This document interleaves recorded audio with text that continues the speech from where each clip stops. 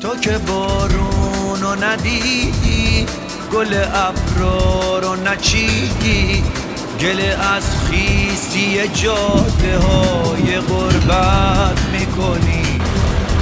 تو که خوابی، تو که بیدار، تو که مستی، تو که هوشیار، لحظه های شب و با ستاره قسمت میکنی.